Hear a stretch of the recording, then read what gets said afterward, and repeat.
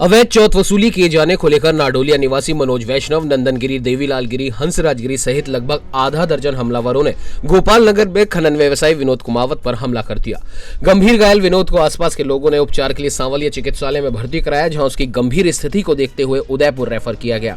इस घटना से क्षुब्ध होकर कुमावत समाज ने हमलावरों के खिलाफ सख्त कार्रवाई की मांग को लेकर पुलिस अधीक्षक को ज्ञापन सौंपा। ज्ञापन में बताया गया कि हमलावरों द्वारा पूर्व में भी विनोद पर हमला किया गया था। मेरा नाम गोपाल कुमार है, मैं मानपुरा रहता हूँ और मेरे गोपाल नगर में मशीन है पत्थर की मशीन। तो क्या ये 3-4 चोरा आए हैं मतलब, तो क्या अगर पहले इसको फ़ोन किया तो इसको कहा कि तो भाई मैं यहाँ हूँ तो मशीन को घूम रहा हूँ, तो आज़ाद नहीं हो तो आज़ाद आज तेरा तो निपटाना ही है तेरे तो आ जाओ भाई। लोग बात थोड़ी चलिए बच्चे भाई खत्म हुए और ये अंदर बैठे थे और ये बाहर से आ गए, तीनों जने अंदर घुसे और हमला बोल और इसके बाद चाकू फाड़ने का क्या था उनकी इसको लगी हाथ है, तीनों के गुजरा तो नीचे आकर गोपाल नगर गाड़ी चला ली। ये जो ये वैष्णो है ना, ये हमारा आंगनवाड़ी के बाद घूम रहा था, देखने वाले ने देखा मनोज वैष्णो। तो फिर क्या हुआ कि वो इसको किसी ने फ़ोन कर दिया तो भाई यहाँ पे है, तो ये गोपाल नगर पूछ के हमारे साथ वो वैष्णो है, क्या नाम सत्तू, वो और ये वो पिंचर वाला लड़का क्या नाम मतलब नदी का लड़का, तो ये तीनों जो ये दोनों हाथ पकड़े रहे और वो जो तलवार की क्या वहाँ से करके गए और वो दोनों हाथ पकड़े और खाली पत्थर। खेड़ली कस्बे के महाराजा अग्रसेन महाविद्यालय की राष्ट्रीय सेवा योजना इकाई द्वारा मतदाता जागरूकता मंच प्रश्नोत्तरी का आयोजन किया गया। राष्ट्रीय सेवा योजना की प्रभारी डॉक्टर नेहा गोयल ने बताया कि भारतीय निर्वाचन आयोग के निर्देशानुसार राष्ट्रीय सेवा योजना के स्वयंसेवक छात्राओं की मतदाता जागरूकता मंच प्रश्नोत्तरी प्रतियोगिता आयोजित की गई। इस मौके पर मताधिकार, मत का उपयोग, सही चयन, भौगोलिक दृष्टि के बारे में भी बताया गया। शीर्ष नेतृत्व के निर्देश पर पूरे प्रदेश में भाजपा का सदस्यता अभियान जारी। चित्तौड़गढ़ में भी भाजपा का सदस्यता अभियान शनिवार से प्रारंभ हुआ, जिसमें पूरे जिले में 50,000 से अधिक नए सदस्य जोड़ने का लक्ष्य रखा गया है।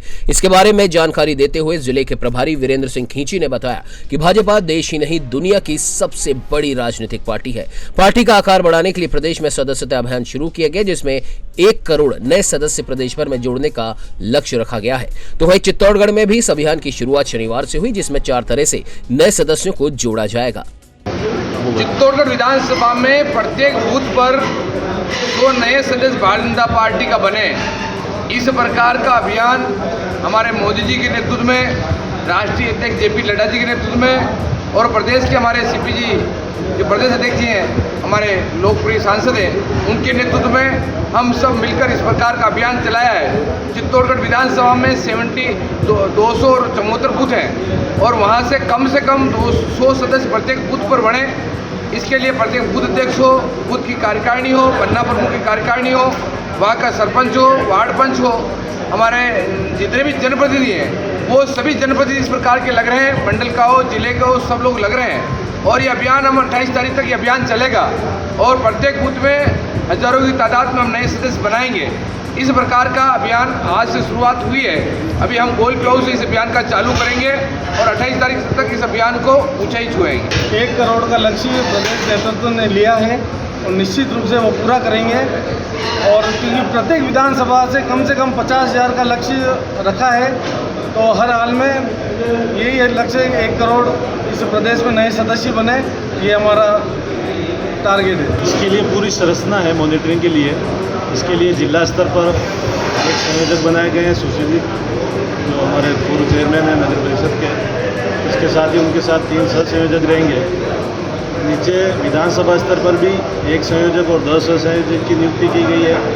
उनके नीचे वापस मंडल स्तर पर 1 संयोजक और सह संयोजक की नियुक्ति की गई है। और इसके नीचे भी हमारे पास नेटवर्क मजबूत है और संरचना तैयार है। शक्ति केंद्र पर हमारे संयोजक और प्रभारी बने हुए हैं। बूथ पर हमारी कमेटियां हैं, बूथ पर हमारे प्रभारी हैं, बूथ पर हमारे BLA2 हैं। तो वो सब व्यवस्था है। तो पूरा जो ताना बाना मिल करके पूरी मॉनिटरिंग भी होगी और वर्किंग भी होगी। बानसूर के हरसौरा में 17 अगस्त की रात अवैध रूप से वृक्षों की कटाई का शक होने पर वन विभाग की टीम ने कटाई करने वालों की पिकअप के सामने जेसीबी मशीन लगाकर उनकी गाड़ी रुकवाई। उसके बाद दोनों पक्षों में मारपीट हुई, जिसमें वसीम नामक एक व्यक्ति की मृत्यु हो गई, जबकि 2 अन्य युवक घायल बताए जा रहे हैं। सूचना पर पहुंची पुलिस ने एक जेसीबी मशीन, वन विभाग की गाड़ी और पिकअप को जब्त कर लिया है और वसीम उसके 2 साथियों को हरसौरा सीएचसी पहुंचाया गया, जहां वसीम की हालत ज्यादा गंभीर होने पर डॉक्टरों ने कोटपुतली जाकर उसे रेफर कर दिया, जहां उसकी मौत हो गई। पुलिस की कार्रवाई में 10 लोगों को डिटेन कर लिया गया है, उनसे पूछताछ जारी है। मृतक युवक की पोस्टमार्टम रिपोर्ट आने पर ही मामले का खुलासा होगा। मैं आपकी जानकारी के लिए ये बताना चाहती हूँ कि शुक्रवार रात को लगभग 10:30 बजे पुलिस को सूचना मिलती है कि कुछ युवक एक पिकअप गाड़ी में लकड़ी लेकर जाने की फिराक में हैं और उनका पीछा वन विभाग के कर्मचारियों द्वारा एक जीप में किया जा रहा है। इस सूचना पर पुलिस वहाँ उस रास्ते निकलती है और रास्ते में उन्हें ऐसी सिचुएशन मिलती है कि वहाँ पर एक जेसीबी थी, एक वन विभाग की गाड़ी थी और एक पिकअप ट्रक उन्हें मिलता है। वहाँ से एक वसीम नाम का जो युवक था उसको गंभीर एक चोट आई थी और प्रथम दृष्टया प्रतीत हो रहा था कि किसी धारदार हथियार द्वारा वो चोट कारित की गई है। उसे तुरंत और उसके 2 साथियों को तुरंत पुलिस द्वारा जो स्थानीय स्वास्थ्य केंद्र है वहाँ ले जाया गया और उसमें से 2 को प्राथमिक इलाज करवाया गया और एक को कोटपुतली गंभीर चोट के कारण रेफर किया गया। अनफॉर्चुनेटली कोटपुतली अस्पताल पहुंचने के बाद में वसीम नामक युवक को मृत घोषित किया गया। भाजपा के 8 दिवसीय अल्प प्रवासी योजना के तहत शनिवार को जयपुर में प्रवासी विधायकों की बैठक का आयोजन किया गया। बैठक के दौरान प्रदेश प्रभारी अरुण सिंह, भाजपा प्रदेश अध्यक्ष सीपी जोशी, नेता प्रतिपक्ष राजेंद्र राठौड़, भाजपा संगठन महामंत्री चंद्रशेखर, प्रदेश उपाध्यक्ष मुकेश दादीच, विधायक वासुदेव देवनानी सहित अन्य भाजपा पदाधिकारी मौजूद रहे। नेता प्रतिपक्ष राजेंद्र राठौड़ ने कहा कि 6 राज्यों से विधायक बैठक में पहुंचे हैं। ये विधायक सभी विधानसभाओं में जाकर अपने अनुभव और उनके राज्यों में हुए नवाचारों के संबंध में स्थानीय लोगों से चर्चा करेंगे। सभी विधायक विधानसभा क्षेत्रों में प्रवास के साथ बैठकों में भाग लेंगे, जिसमें वे अपने अनुभव साझा करने के साथ प्रदेश की मौजूदा हालातों की समीक्षा करेंगे। मकराना उपखंड के ग्राम मिदियान के राजकीय उच्च प्राथमिक विद्यालय में विकास कार्य करवाने पर विद्यालय स्टाफ ने मकराना विधायक रूपाराम मुरावतिया सहित स्थानीय भामाशाहों का सम्मान किया। विधायक कोष से विद्यालय में 2 लाख रुपयों से मरम्मत कार्य करवाने पर आयोजित सम्मान समारोह में बोलते हुए विधायक मुरावतिया ने कहा कि जनता के पैसों से जनता के लिए विकास के काम करवाते हैं, पर भ्रष्टाचार इतना हावी हो गया है कि विकास का खात्मा कर देता है, जिससे जनप्रतिनिधियों की मेहनत पर पानी फिर जाता है। झुंझुनू में पीपली चौक में एक युवक की हत्या कर दी गई। युवक का शव घर में खून से लथपथ पड़ा हुआ मिला। घटना शनिवार दोपहर 2 बजे के आसपास की बताई जा रही है। मामला झुंझुनू के पीपल चौक क्षेत्र के वार्ड नंबर 58 का है। मर्डर का शक उसकी पत्नी पर ही जताया जा रहा है। घटना के दौरान युवक अपने घर पर मौजूद था। घर के पास से गुजर रहे एक दूसरे युवक ने सीढ़ियों पर खून बहता देखा तो मामला सामने आया। पुलिस ने मौके पर पहुंचकर घटनास्थल का मौका मुआयना किया। शव को कब्जे में लेकर पोस्टमार्टम के लिए बीडी के अस्पताल की मोर्चरी में पहुंचवाया। जी मामलो कोई यहाँ को गर्गिस्ती कोई हो और आप इसका मायने ड्यूटी करके ये नगर पालिका से घर आया आपकी और अभी के बाद का मायने आपसी का मायने पीछे से बेट से और सरिये से या इनकी औरत है जी की मेरा भाई है बंटी, तो एक सिर में हाथ पग पर मुंह पर वार करी तो अभी की मृत्यु होगी और खाली बस थोड़ी सी कोई बोलचाल हो जाएगी। जी भी को तो कोई रिलेक्शन कौन तो होगा, लेकिन वो बस खाली एक खाई पी को चक्कर तो, लेकिन वह आप फिलहाल से 1 साल से नहीं मतलब कुछ भी आपसे लिखो मामलों को नहीं, लेकिन वे आपका शिक्कर रहे और ये आपकी औरत का ना। राजस्थान सरकार के ऊर्जा मंत्री भंवर सिंह भाटी जोधपुर में इंटर के द्वारा आयोजित स्वर्गीय मोहन सिंह भाटी मेमोरियल अधिवेशन में भाग लेने पहुंचे। इंटर का यह 7वां अधिवेशन था। डिस्काउंट कर्मचारियों ने अपनी मांगों का ज्ञापन ऊर्जा मंत्री के सामने रखा, जिसमें विद्युत विभाग से जुड़े कार्मिकों की समस्याओं के निराकरण की मांग की गई थी। मुझे ज्ञापन के माध्यम से जो दी गई है कि एक तो इसमें ईपीएफ सीपीएफ की जो राशि है कर्मचारियों से नहीं लेकर के सीधे लेने का प्रावधान करने के लिए आपने मांग की है। दूसरा 1/1/2004 से पूर्व लगे कार्मिकों सेवानिवृत्त कर्मचारियों को आरजीएचएस का लाभ राज्य कर्मचारियों के समक्ष दिलवाने की मांग है। तीसरी आपकी ये मांग है कि 1996 से लेकर 2018 तक अधिमानता पर लगे पुरुष कार्मिकों को हेल्पर पद से कनिष्ठ लिपिक बनाया जाए। इसके अलावा इंटर डिस्कॉम आपके तबादलों की मांग है। दातारामगढ़ कस्बे में धूमधाम के साथ तीज की सवारी निकाली गई। गोपाल सागर में हरियाली तीज पर मेले का भी आयोजन हुआ। पूरण मल्लावट ने बताया कि तीज की सवारी गाजे बाजे के साथ रामगढ़ ग्राम पंचायत परिसर से शुरू हुई और कस्बे के मुख्य मार्गों से होते हुए गोपाल सागर तक पहुंची। तीज की सवारी गोपाल सागर पहुंचाने के बाद गांव की महिलाओं ने तीज की पूजा अर्चना की। इस दौरान बड़ी संख्या में स्थानीय लोग और ग्रामीण मौजूद रहे। बॉयफ्रेंड के साथ कुवैत भागी राजस्थान के डूंगरपुर की दीपिका ने इस्लाम धर्म कबूल कर लिया है। आपको बता दें कि दीपिका अब नजीरा बन गई है। दीपिका उर्फ नजीरा का शनिवार को सोशल मीडिया पर वीडियो वायरल हो रहा है जिसमें दीपिका इस्लाम कबूलने का जिक्र कर रही है। 2 बच्चों की मां दीपिका 13 जुलाई को लापता हो गई थी। 13 जुलाई को ही दीपिका ने व्हाट्सएप कॉल कर पति मुकेश पाटीदार से कहा, आप मेरे से परेशान रहते हो इसीलिए मैं बाहर आ गई हूँ। मुकेश पाटीदार ने 15 जुलाई को चितरी थाने में गुमशुदगी की रिपोर्ट दर्ज करवाई थी। डीडवाना जिले के लाडनू कस्बे में गैंगस्टर आनंद पाल से जुड़ी एक बेनामी जमीन के प्रकरण में पुलिस की बड़ी लापरवाही और कथित मिलीभगत का मामला सामने आया है। करोड़ों रुपए की जिस जमीन को पुलिस ने 7 साल पहले कुर्क किया था उसे कुर्की से मुक्त कर दिया गया। इस मामले में प्रथम दृष्टया जिला पुलिस अधीक्षक, लाडनू थाना अधिकारी और 2 कांस्टेबलों पर बड़ी कार्रवाई करते हुए तीनों को निलंबित कर दिया गया। तो वहीं दूसरी ओर कार्यवाहक उपखंड अधिकारी जीतू कुलहरी ने उक्त जमीन को वापस कुर्क करने के आदेश जारी कर दिए हैं। ये जो कुर्क ज़मीन था ये बहुत बड़ा लैंड था और ये कुछ गैंगस्टर्स के रिलेटेड मामला था। तो ये बहुत गंभीर मामला था। जब ये मामला हमारे संज्ञान में आया तो इसको बहुत स्ट्रिक्टली एक्शन लेते हुए हमने फिर से इसकी 145 की कार्रवाई करवा दिया है। और इसमें जो पहले जो कुर्की ख़त्म होने में कुछ लोगों की रोल संदिग्ध लगा था तो उनको अभी सस्पेंशन में रखा गया है और उनके खिलाफ विभागीय कार्रवाई चलेगी, इन्वेस्टिगेशन चलेगा। अगर उनके रोल प्रूव हो जाएगा तो उनके खिलाफ और सख्त एक्शन लेंगे। भवरी देवी हत्याकांड का आरोपी और 0029 गैंग का सरगना 1 लाख का इनामी हिस्ट्री शीटर विष्णाराम जांगो आखिरकार शनिवार को पुलिस के हत्थे चढ़ गया। ग्रामीण पुलिस अधीक्षक धर्मेंद्र यादव ने बताया कि विष्णाराम जालोड़ा गांव से पीलवा की तरफ देवता दर्शन करने जा रहा था। सूचना मिलने पर पुलिस की टीम दोनों तरफ से घेराबंदी कर उसे पकड़ने ही वाली थी कि उसने पुलिस की गाड़ी को टक्कर मार दी और थोड़ा आगे निकलते ही उसकी स्कॉर्पियो खराब हो गई।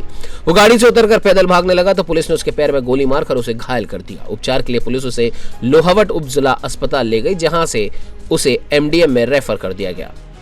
जैसा कि आप लोगों को पता है कि विष्णाराम नाम का जो अपराधी है काफ़ी लंबे समय से फरार चल रहा था और लगातार अवैध कार्यों में लिप्त था, जिस संदर्भ में इसके खिलाफ मुकदमे दर्ज थे। और इस दौरान पुलिस ने बहुत बार इसे जब पकड़ने का कोशिश किया तो पूर्व में भी इसके खिलाफ राजकार्य में बाधा और पुलिस पे जानलेवा हमला करने की भी मुकदमे दर्ज थे। इस संदर्भ में आज जोधपुर ग्रामीण की जो डीएसटी है उसे और कुछ मानवीय सूचना जो है उसके आधार पर और टेक्निकल इंटेलिजेंस के आधार पर हमें लोहावट थाना क्षेत्र में इसके होने की सूचना मिली थी और इस सूचना को हमने एसपी फलौदी विनीत कुमार बंसल जी से साझा किया था और एक जॉइंट टीम फलौदी जिले और जोधपुर ग्रामीण जिले की बनाई गई थी, जिसमें एडिशनल एसपी फलौदी सौरभ तिवारी जो है इस टीम को लीड कर रहे थे और जोधपुर ग्रामीण डीएसटी भी साथ में थी। और इस दौरान दयापुर जो गांव है पीलवा के पास लोहावट थाना क्षेत्र में वहाँ पे पुलिस ने नाकाबंदी की और घेराबंदी की अपराधी की, बट अपराधी उस नाकाबंदी को फिर से तोड़ने का उसने पूरा प्रयास किया, तोड़ के निकला भी और पुलिस पे जानलेवा हमला भी किया वहाँ पे, जिस संदर्भ में लोहावट थाना में एक मुकदमा भी दर्ज किया जा रहा है।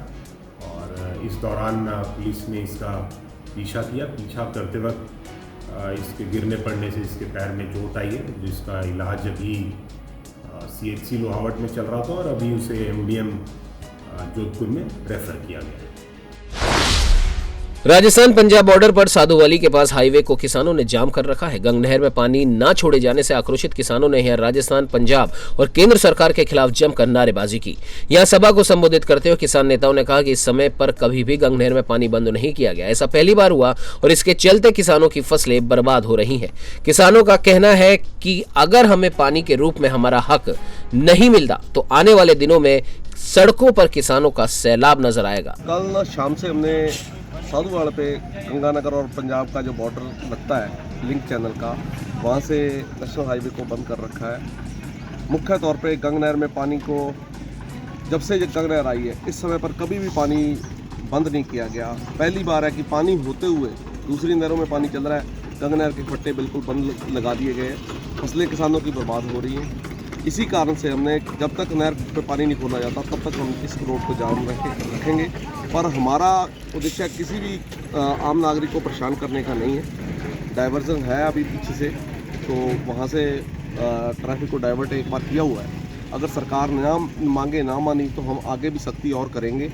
पर इसमें अभी इस मौके पर हमने एम्बुलेंस, आर्मी के व्हीकल, कोई पेशेंट है, स्कूल की वैन है, इन सबको छूट दे रखी है। श्रीगंगानगर में कई जगहों पर हरियाली तीज के कार्यक्रमों का आयोजन किया गया। पुरानी आबादी के ताराचंद वाटिका में काफी संख्या में वार्ड की महिलाओं ने कार्यक्रम में शिरकत का झूला झूला और संगीत पर नृत्य किया। कार्यक्रम में बतौर अतिथि नगर परिषद सभापति करुणा चांडक रही। दाता रामगढ़ में पूर्व प्रधानमंत्री राजीव गांधी की जयंती धूमधाम से मनाई गई। रामगढ़ में राजीव गांधी सर्किल पर राज्य मंत्री सीताराम लांबा जब पूर्व प्रधानमंत्री राजीव गांधी को श्रद्धांजलि देने पहुंचे तो प्रतिमा की हालत देखकर हैरान हो गए। इसके बाद उन्होंने झाड़ू से सर्किल की सफाई की और मूर्ति को कपड़े से साफ किया। इस दौरान अनेकों युवाओं व कांग्रेसी कार्यकर्ता मौजूद रहे। साफ सफाई के बाद कांग्रेसी कार्यकर्ताओं द्वारा राजीव गांधी को श्रद्धांजलि दी गई। इस दौरान राज्य मंत्री सीताराम लांबा ने कहा कि 21वीं सदी में हम लोग आज जो कंप्यूटर का प्रयोग कर रहे हैं ये राजीव गांधी की ही दूरदर्शिता का परिणाम है। जोधपुर में आई स्टार्ट सूचना प्रौद्योगिकी और संचार विभाग राजस्थान ने अपने इनक्यूबेटेड स्टार्टअप स्टडी बेस टिंकरली और कोड विद्या के सहयोग से JIET कॉलेज के सभागार में पहली बार आई स्टार्ट आइडियाथॉन का आयोजन किया। इसमें जोधपुर के स्कूलों और कॉलेजों की 235 टीमों ने हिस्सा लिया। कार्यक्रम के मुख्य अतिथि IPS अधिकारी डॉक्टर अमृता दोहान ने इस अवसर पर विद्यार्थियों को नवाचार करने के लिए प्रोत्साहित किया। और अक्सर ये देखा गया है कि जो छोटे बच्चे होते हैं वो डेंटिस्ट के पास जाने से घबराते हैं, क्योंकि पहली चीज़ जो हमें करनी होती है अपने पेशे में वो बच्चों के मुंह को सुन्न करना पड़ता है लोकल एनेस्थीसिया देकर, जो कि एक इंजेक्शन होता है जिस कारण बच्चे कतराते हैं। तो हम एक ऐसी टॉफ़ी बना रहे हैं जिसका नाम हमने रखा है नम पॉप, और वो टॉफ़ी मुंह में रखते ही घुल जाएगी और बच्चे के मुंह को सुन्न कर देगी, जिससे कि बच्चा घबराएगा नहीं और टॉफ़ी को देखकर बच्चे का मन भी करेगा डेंटिस्ट के पास आने का। तो हम अच्छे से बच्चे का इलाज कर सकते हैं। और काफ़ी सारे बच्चे केवल टॉफ़ी के लालच में भी डेंटल कैंप्स जो सरकार के द्वारा लगाए जाते हैं उनमें जाने का प्रयत्न करेंगे, तो इसके कारण जो मुंह का स्वास्थ्य है हमारे देश में उसकी बढ़ोतरी होगी। और बस इसीलिए हमने ये टॉफ़ी बनाने का हम प्रयत्न कर रहे हैं। आज हम यहाँ जीत कॉलेज में आइडियाथॉन का ऑर्गेनाइजेशन कर रहे हैं, जिसमें हमने स्कूल और कॉलेज के बच्चे जिनके पास अगर कोई आइडिया है तो वो अपने उस आइडिया को यहाँ जजेस और जूरी के सामने प्रेजेंट कर रहे हैं। बेस्ट आइडिया को अवार्ड भी दिया जाएगा। जैसे कि विदित है कि आई स्टार्ट योजना डिपार्टमेंट ऑफ IT की एक बहुत ही प्रोमिनेंट योजना है, जिसके तहत स्टार्टअप्स को कई तरह की सुविधाएं दी जाती है। जैसे कि उनको बैठने की व्यवस्था के लिए इंक्यूबेशन सेंटर्स बनाए गए हैं, जहाँ उनको मेंटरशिप, फंडिंग और कोवर्किंग स्पेस। तो उसी आई स्टार्ट योजना के तहत इस आइडियाथॉन का भी संचालन किया जा रहा है आज, और इसमें लगभग 35 टीम्स अलग अलग कॉलेजेस और स्कूल जोधपुर के आसपास जो कॉलेज स्कूल्स हैं उनको शॉर्टलिस्ट करके आज वो अपने आइडियाज़ को यहाँ प्रेजेंट कर रहे हैं। बानसूर के हरसौरा थाना क्षेत्र के नरोली गांव में युवक की हत्या के मामले में परिजनों और ग्रामीणों ने मॉब लिंचिंग का आरोप लगाते हुए पुलिस थाने में हत्या का मामला दर्ज कराया। परिजन और ग्रामीण हरसौरा पुलिस थाने पहुंचे और उन्होंने मृतक के परिवार को आर्थिक मुआवजा देने और एक सदस्य को सरकारी नौकरी देने की मांग को लेकर CM के नाम ज्ञापन सौंपा। तो वहीं पुलिस मॉब लिंचिंग जैसी घटना से इनकार कर रही है। पुलिस का कहना है कि युवक की हत्या किसी धारदार हथियार से हुई है। मृतक के शरीर पर मारपीट से चोट के निशान नहीं मिले हैं। पोस्टमार्टम रिपोर्ट आने के बाद ही युवक की मौत के वास्तविक कारणों का खुलासा हो पाएगा। वो सर मामला ये था, कोई वन विभाग में वो लकड़ी काट रही थी पीपल की, और हिंदू धर्म में क्या है, जो पीपल है उसको देवताओं की तरह पूजा जाता है। तो किसी ने फॉरेस्ट विभाग को शिकायत कर दी कि पीपल का पेड़ काट रहे हैं। तो फॉरेस्ट विभाग की गाड़ी ने उनका पाछा किया, तो वो 5 बंदे थे। जहाँ मेरी जानकारी में है वो बता रहा हूँ, मेरे को तो हकीकत ये सुबह 7 बजे पता लगा है कि भाई पूरी घटना ये हुई है। तो वो गाड़ी पीछे लगा दी उन्होंने। यहाँ से रामपुर सिरस का जो क्षेत्र है वहाँ से लगभग 13-14 किलोमीटर की दूरी पड़ती है यहाँ से। तो उन्होंने पीछा किया, तो वो गाड़ी तेज़ गति से भगा रहे थे। तो उन्होंने क्या, एक JCB वाला है यहाँ पर हरसौरा में, तो उनके पास फॉरेस्ट विभाग वालों के नंबर थे। तो फॉरेस्ट विभाग ने वो JCB वाले को फ़ोन किया कि यार यहाँ से ये पीपल की लकड़ी काट रहे हैं, कुछ गोवंश भी हो सकता है इसमें, तो इनको आप रुकवाओ कैसे भी। तो उन्होंने यहाँ ग्राम नारोड़ पड़ता है हमारे पास में, तो वहाँ जेसीबी वाले ने थोड़ा आगे जेसीबी लगा दी और वो तेज़ गति में आ रही थी गाड़ी, तो उन्होंने तुरंत वहाँ गाड़ी के पास वो भिड़ भी गई थी गाड़ी थोड़ी मोड़ी, और उसमें एक बंदा तेज़ गति से उसको फाटक खोलकर भागने लगा। तो जेसीबी का जो ही वह आगे दांता होता है एक आगे, उसमें उसके यहाँ दिल के अंदर चोट लग गई है, सब घुस गया वो जेसीबी का जो वो पाइप होता है उसमें, उसको बोलते हैं दांता हमारे हिंदी भाषा में, तो वो उसके अंदर घुस गया। और 5 मिनट बाद में उन फॉरेस्ट विभाग वालों ने पुलिस को सूचना दे दी थी रास्ते में ही, तो 5 मिनट बाद में तुरंत ही वहाँ पुलिस पहुँच गई थी।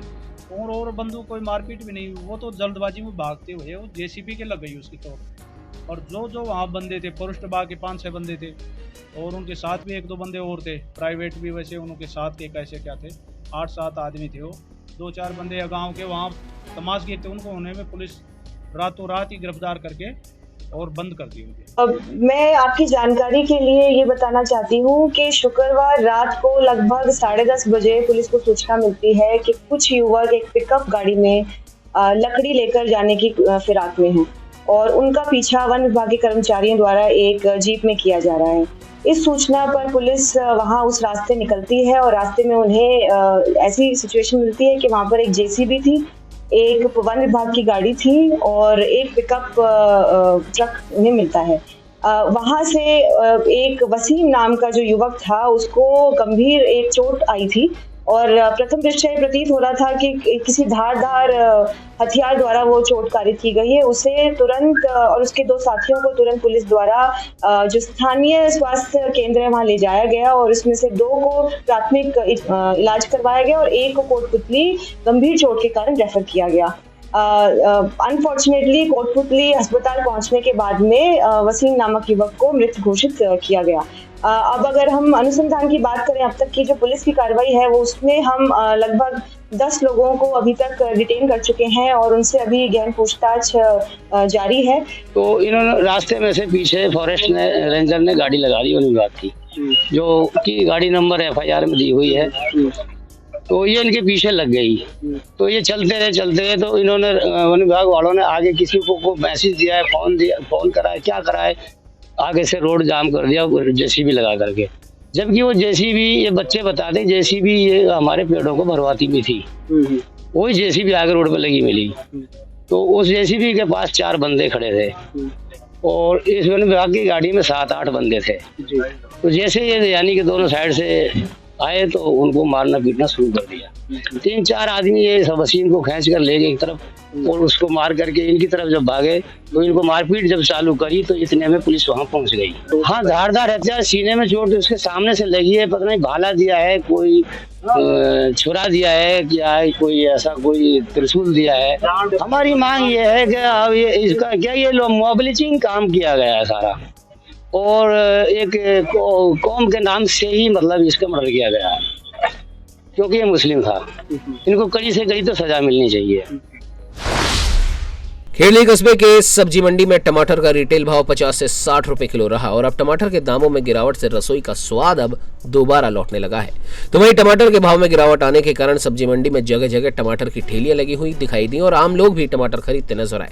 सब्जी विक्रेता भगवान सोया ने बताया कि हैदराबाद, महाराष्ट्र से टमाटर की नई आवक शुरू हुई है जो प्रदेश की बड़ी मंडियों में आना शुरू हो गया है, जिस कारण टमाटर के भाव में गिरावट आई है। अच्छा महसूस हो रहा है। पहले 200 और 300 रुपया किलो थे, अब 60 रुपया किलो मिल रहे हैं। पहले हम सब्जी में नींबू, खटाई और ये करौंजा ये डाला करते थे क्योंकि महंगे होने के कारण अब 60 रुपये किलो 50 रुपये किलो हो गए, तो अब हम टमाटर लेना भी पसंद करते हैं और घर पे ज़्यादा भी ले जाते हैं।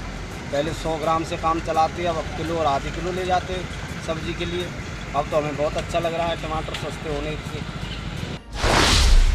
मेड़ता रोड से सालासर दरबार दर्शन के लिए गाजे बाजे के साथ पैदल श्रद्धालुओं का जत्था 4 दिवसीय यात्रा पर रवाना हुआ। पैदल यात्रा संघ के शेरदास वैष्णव ने बताया कि प्रतिवर्ष की भांति 6ठा पैदल यात्रा जत्था मां ब्रह्माणी मंदिर परिसर से अपनी 4 दिवसीय पैदल यात्रा पर विशेष पूजा अर्चना के साथ रवाना हुआ है, जो अतरौली, खाटू, डीडवाना होते हुए 23 अगस्त को सालासर पहुंच सुख समृद्धि की कामना करते हुए सालासर दरबार के दर्शन के साथ यात्रा पूर्ण होगी। देश और दुनिया की हर बड़ी खबर के लिए सब्सक्राइब करें नवतेज टीवी और पल पल के अपडेट्स के लिए बेल आइकन को दबाना ना भूलें, क्योंकि आपकी खबरों का भरोसेमंद साथी है नवतेज टीवी।